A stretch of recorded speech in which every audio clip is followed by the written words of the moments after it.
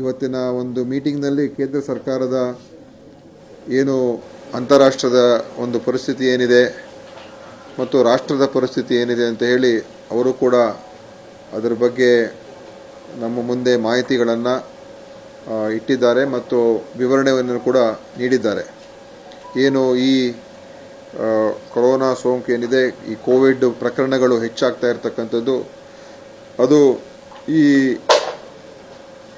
JN1 ಏನು ಒಂದು ಸಬ್ variant ಇದೆ, ಅಂದರೆ ಈ ಒಮಿಕ್ರಾನಿಂದ ಅದೇ ಒಂದು ಫ್ಯಾಮಿಲಿಗೆ ಸೇರಿರ್ತಕ್ಕಂಥ ಒಂದು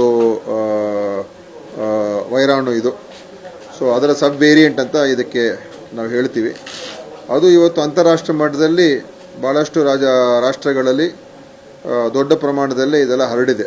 ಅದು ಅಮೆರಿಕ ಇರ್ಬೋದು, ಯುರೋಪಿನ ರಾಷ್ಟ್ರಗಳಿರ್ಬೋದು, ಮತ್ತು ಬೇರೆ ಬೇರೆ ರಾಷ್ಟ್ರಗಳಲ್ಲಿ ಸುಮಾರು 3 ತಿಂಗಳಿಂದ ಇದು ಹೆಚ್ಚಾಗಿ ಕಾಣಿಸ್ಕೊಂಡಿದೆ. ಮತ್ತು ಇದು ಆಗಸ್ಟ್ ತಿಂಗಳಲ್ಲಿ ಈ ಒಂದು ಈ ಸಬ್ ವೇರಿಯಂಟು ಪ್ರಥಮವಾಗಿ ಇದು ಕಾಣಿಸ್ಕೊಂಡಿದೆ. ಸೊ ಅದರಿಂದ ಇದು ಆ ರಾಷ್ಟ್ರಗಳಲ್ಲಿ ಭಾಳ ವೇಗವಾಗಿ ಹರಡುವಂಥ ಒಂದು ವೈರಾಣು ಆಗಿದೆ. ಆದರೆ ಯಾವುದೇ ರೀತಿಯ ಒಂದು ಯಾವ ರೀತಿ ಒಮಿಕ್ರಾನ್ ಇತ್ತು ಅದೇ ಥರ ಇದರಿಂದ ತುಂಬ ಹಾನಿಕಾರಿ. ರಾಜ್ಯದಲ್ಲಿ ಮೊದಲ ಕೊರೋನಾ ಬಲಿ, ಕೊರೋನಾ ಮಹಾಮಾರಿಗೆ ರಾಜ್ಯದಲ್ಲಿ ಮೊದಲ ಬಲಿ. ಒಂದು ಕಡೆ ಕಟ್ಟುನಿಟ್ಟಿನ ಕ್ರಮಕ್ಕೆ ಸಿದ್ಧತೆಗಳನ್ನು ಮಾಡಿಕೊಳ್ತಾ ಇದ್ದಂತ ಸಂದರ್ಭದಲ್ಲಿ ಡಿಸೆಂಬರ್ 18ಕ್ಕೆ 64 ವರ್ಷದ ವ್ಯಕ್ತಿಯೊಬ್ಬರು ಕೊರೋನಾದಿಂದ ಮೃತಪಟ್ಟಿರೋದಾಗಿ ಆರೋಗ್ಯ ಸಚಿವ ದಿನೇಶ್ ಗುಂಡೂರಾವ್ ಹೇಳಿಕೆಯನ್ನು ಕೊಟ್ಟಿದ್ದಾರೆ. ರಾಜ್ಯದಲ್ಲೂ ಕೊರೋನಾಗೆ ಒಂದು ಬಲಿಯಾಗಿದೆ.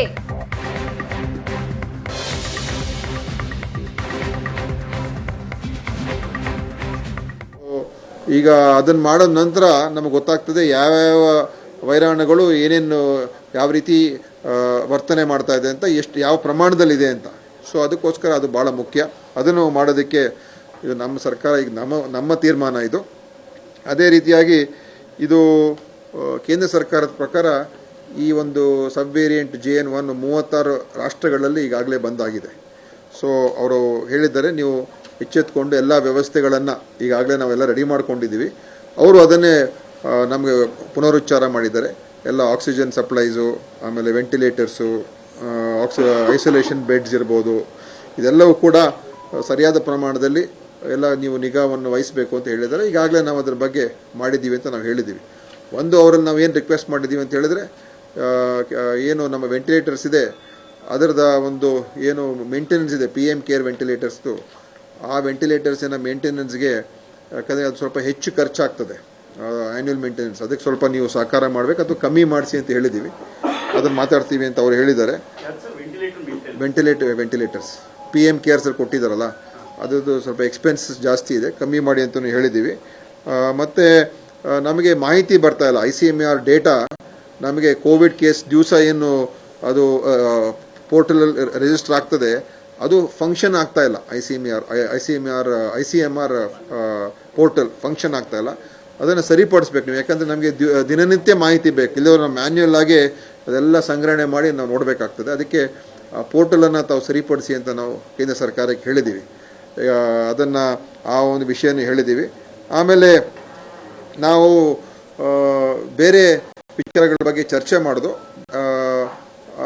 ಒಟ್ಟಾರೆ ಕೇರಳ ಮಿನಿಸ್ಟ್ರು ಕೂಡ ಮಾತನಾಡಿದ್ರು. ಅವರು ಹೇಳಿದ್ರು, ಅವರಲ್ಲಿ ಏನು ಸುಮಾರು ಡೆತ್ಸ್ ಆಗಿದೆ ಕೇರಳದಲ್ಲಿ. ಬಹುಶಃ ನಿನ್ನೆನೇ ಒಂದು 5 ಜನ ಏನೋ ತೀರ್ಕೊಂಡಿದ್ರು. ಅವ್ರು ಹೇಳಿದ್ರು, ಈ ಎಲ್ಲ ತೀರ್ಕೊಂಡಿರೋರೆಲ್ಲರೂ ಯಾರಿಗೆ ಮೊದಲೇ ಅವರಿಗೆ ಕ್ಯಾನ್ಸರು, ಕಿಡ್ನಿ ಸಮಸ್ಯೆಗಳು, ಹಾರ್ಟ್ ಸಮಸ್ಯೆಗಳು ಇದ್ದಂಥವ್ರಿಗೆ ಅವರು ಕೋವಿಡ್ ಪಾಸಿಟಿವ್ ಆಗಿದ್ದಾರೆ, ಬಟ್ ಅವ್ರಿಗೆ ಬೇರೆ ಬೇರೆ ಈ ಕಾಯಿಲೆಗಳು ತೀವ್ರವಾಗಿತ್ತು ಅಂತ ಹೇಳಿದ್ರು. ಸೊ ಕೋವಿಡಿಂದನೇ, ಅಂದರೆ ಈ ಕೊರೋನಾ ವೈರಸ್ಸಿಂದನೇ ತೀರೋಗಿದೆ ಅಂತ ಹೇಳಕ್ಕೆ ಬರೋದಿಲ್ಲ, ಕೋಮಾರ್ಬಿಡಿಟೀಸ್ ಭಾಳ ಇತ್ತು ಅಂತ ಕೇರಳದಲ್ಲಿ ಅವರು ಮಿನಿಸ್ಟ್ರು ಹೇಳಿದ್ರು. ಕೇರಳ ಮಿನಿಸ್ಟ್ರು ಹೇಳಿದ್ರು. ಕರ್ನಾಟಕದಲ್ಲಿ ಇದುವರೆಗೂ ಒಂದಾಗಿದೆ. ಅವರು 64 ವರ್ಷ ಇರುವಂಥ ಒಬ್ಬ ಮಹಿಳೆ, ಪುರುಷ, ಅದು 3 ದಿವಸ ಆಯ್ತಾ? 15th ಡಿಸೆಂಬರ್, 5 ದಿವಸ ಆಯ್ತು ಇವತ್ತಕ್ಕೆ. 5 ಮೇಲು ಅವರೊಬ್ಬರು ತೀರೋಗಿದ್ದಾರೆ. ಅವ್ರಿಗೆ GN1 ಅಂತ ನಮಗೆ ಇದನ್ನು ಗೊತ್ತಾಗಿಲ್ಲ. ಆದರೆ ಅದು ಏನಂತ ಹೇಳಿದ್ರೆ ಅವ್ರಿಗೆ ತೀರೋಗಿರೋದು ಕಾರಣಗಳು ಅವ್ರಿಗೆ ಹಾರ್ಟ್ ಫೇಲಿಯರ್ ಆಗಿತ್ತು, ಪಲ್ಮನರಿ ಇದು TB ಇನ್ಫೆಕ್ಷನ್ ಆಗಿತ್ತು, ಅವರಿಗೆ ಬೇರೆ ಬೇರೆ ಹಲವಾರು ಇಲ್ಲಿ ಬೇಕಾದ್ರೆ ಓದ್ಬಿಡ್ತೀನಿ. ಅವ್ರಿಗೆ ತೀರೋಗಿರೋದು ಅವ್ರಿಗೆ ಒಂದು ಹೈಪರ್ ಟೆನ್ಷನ್ ಇತ್ತು, ಆಮೇಲೆ ಲಂಗ್ ಡಿಸೀಸ್ ಇತ್ತು, ಬ್ರಾಂಕಿಯಲ್ ಆಸ್ತಮಾ ಇತ್ತು, ಮತ್ತು ಪಲ್ಮನರಿ TB ಇತ್ತು, ಆಮೇಲೆ ಹಾರ್ಟ್ ಫೇಲಿಯರ್ ಆಯಿತು ಅವ್ರಿಗೆ. ಹಾರ್ಟ್ ಫೇಲಿಯರ್, ಕಾರ್ಡಿಯಕ್ ಅರಿಥ್ಮಿಯಾ ಎಲ್ಲ ಇತ್ತು. ಸೊ ಕಾರ್ಡಿಯೋಜೆನಿಕ್ ಶಾಕ್ ಆಗಿತ್ತು. ಸೊ ಆಲ್ಸೋ ಈ COVID-19 ಕೂಡ ಪಾಸಿಟಿವ್ ನಿಮೋನಿಯಾ ಇತ್ತು ಅವ್ರಿಗೆ.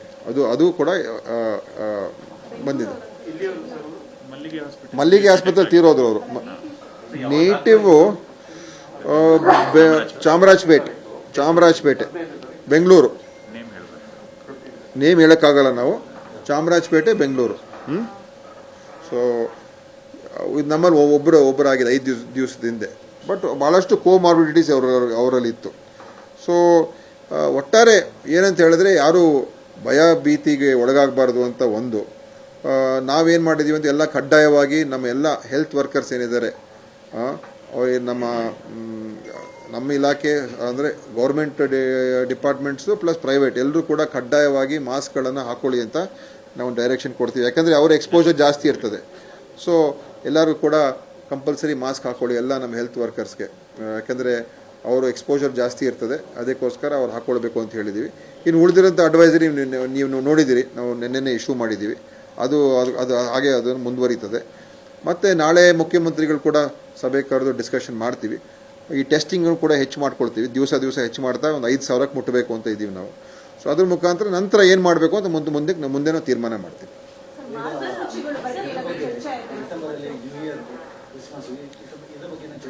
ಇಲ್ಲ, ಅದ್ರ ಬಗ್ಗೆ ಅಂತ ಹೇಳಿದ್ರೆ ನೋಡಿ, ಈಗ ಎಲ್ಲೂ ಯಾವುದೇ ಈಗ ಬೇರೆ ಬೇರೆ ರಾಷ್ಟ್ರಗಳಲ್ಲಿ ಲಕ್ಷಗಟ್ಟಲೆಯಲ್ಲಿ ಇದು ಈ ಕೋವಿಡ್ ಅಂದರೆ ಕೊರೋನಾ ಬಂದಿರೋದು ಆಗಿದೆ.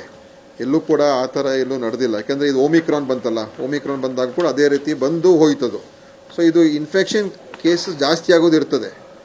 ಆದರೆ ಅದರ ಮುಖಾಂತರ ಇಲ್ಲಿ ಬೇಕಾದ್ರೆ ಹೇಳ್ತೀನಿ. ಗೌರ್ಮೆಂಟ್ ಆಫ್ ಇಂಡಿಯಾ ಫಿಗರ್ಸ್ ಹೇಳಿದ್ರೆ ಅಮೇರಿಕಾದಲ್ಲಿ 9,85,000 ಜನ ಕೋವಿಡ್ ಪಾಸಿಟಿವ್ ಆಗಿದ್ದಾರೆ. ಆಯಿತಾ, ಅಲ್ಲಿ ಅದು ಆಕ್ಟಿವ್ ಕೇಸಸ್ ಈಗ ಇರುವಂಥದ್ದು.